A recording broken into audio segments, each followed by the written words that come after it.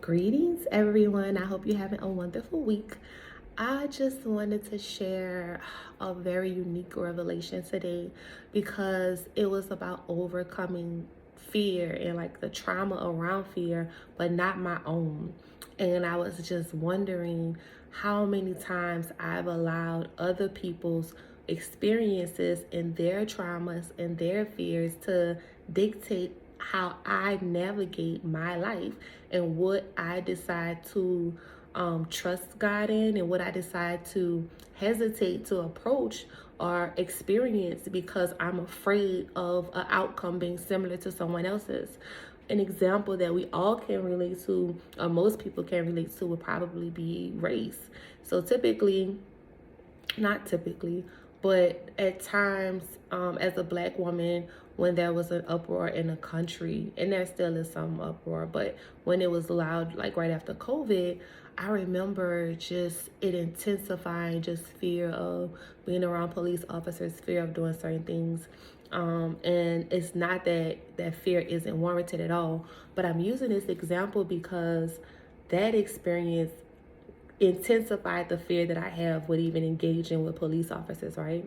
Okay, imagine other life experiences like that where you hear or you see an experience that's not your own.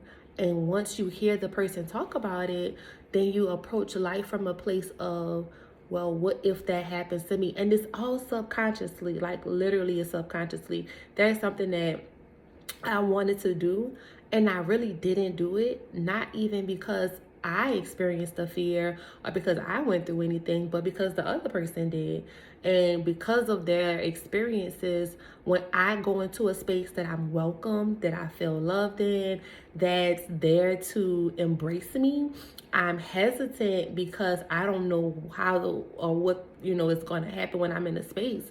And and it's like, man, how many times in my life have I allowed and other people's traumas and fears to dictate how I move?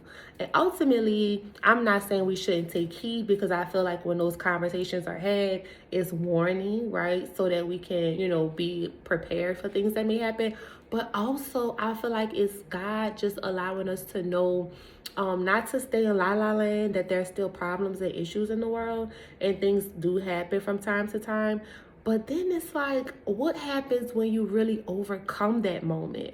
Like, okay, I'm afraid to do this because I heard of this, but then what happens when you really overcome the moment, when you say, you know what? I'm going to go after it in spite of what this person's trauma and experience may have been like, because I know that with God, all things are possible. And in this moment, He is truly with me. He literally is like holding my hand to go, but I'm allowing something that I heard, something that I watched, something that I've seen to dictate whether or not I will go.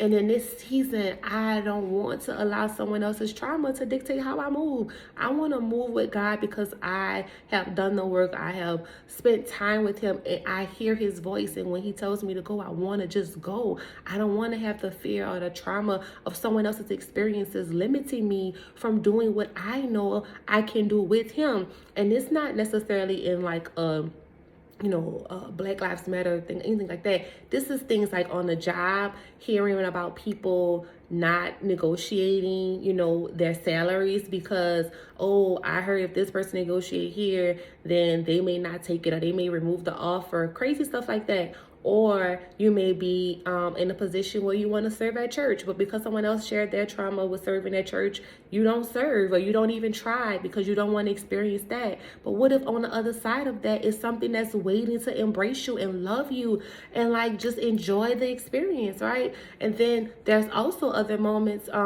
such as, you may want to date, you may want to write a book, you may want to start a business, all of these things, and you're not doing it because someone else's experiences was traumatizing, fearful, or, you know, left a bad taste in their mouth. I'm not saying that these things should just be taken lightly. What I am saying is that it should be used as I feel like if God allow us to listen or hear these types of stories, it's to gain wisdom, to gain understanding, to bring you before him in prayer ahead of time and say, God, this is some things that I heard may happen. Let me pray about this space before I walk in it. And let me ask that you would touch these areas where typically things may take place. I don't want to have that same experience. And that's my Father who allows me to seek him in advance, because you go before me. I want to seek you in advance about this. And I want to ask that you would block and you would cancel, and that you would protect me around the spaces and places that I want to go in, because I know that you are ordaining me for the moment.